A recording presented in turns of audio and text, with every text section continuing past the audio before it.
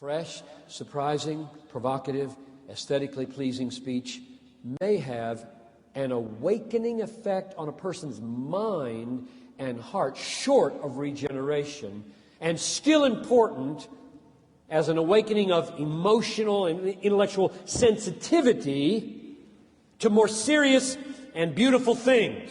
That was a long, complex sentence. See if I can say it again.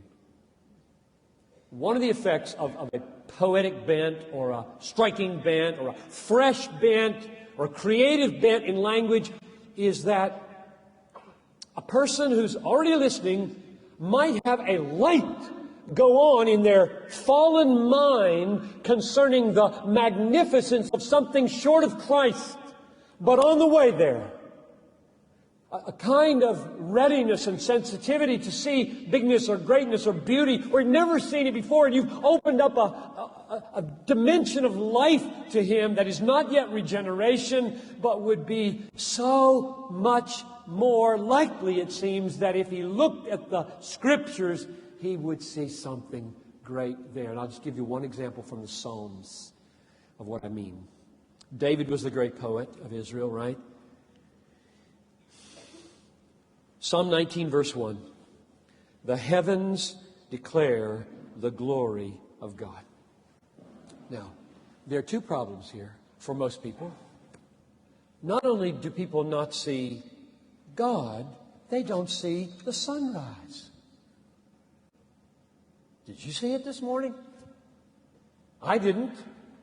I don't even know if I could have seen it. But I wasn't looking. Now, how would David want to awaken people to at least see the sun, be stunned by the sun, be amazed by the sun, have a heart for greatness like the sun, and maybe then you would see that the sun is all about the glory of God. Maybe. And here's the way he does it. Verse 4. In them, that is in the skies, in the heavens, in them he has set a tent for the sun, which comes like a bridegroom leaving his chamber, and like a strong man runs its course with joy. Why is he talking like that? I mean, just say the sun comes up. Big, bright, yellow ball. B, B, B.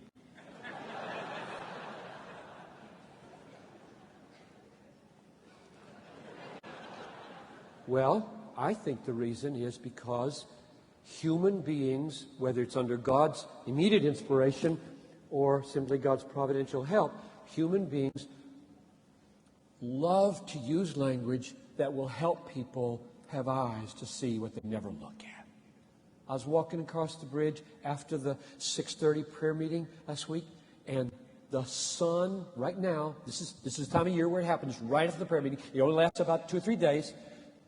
The sun was just coming over the horizon, which is really I-94, wherever I am here.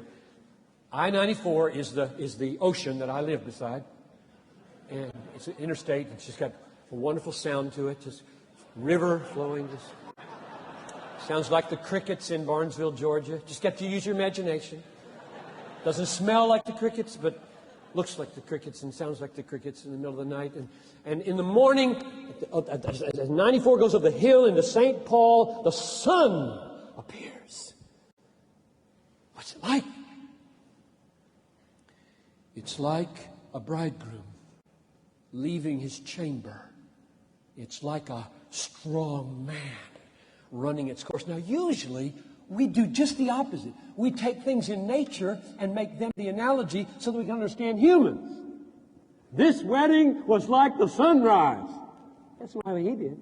He said that sunrising is like a wedding. Why? Because people don't look at the sun. They don't see the sun. They don't feel anything about the sun. We are so wrapped up in our little, how'd you do that? Little world.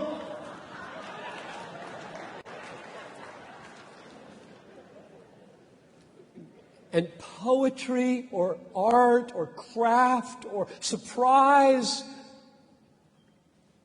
eloquence is meant, short of regeneration, to at least get people waking up to the testimony that the heavens are telling the glory of God.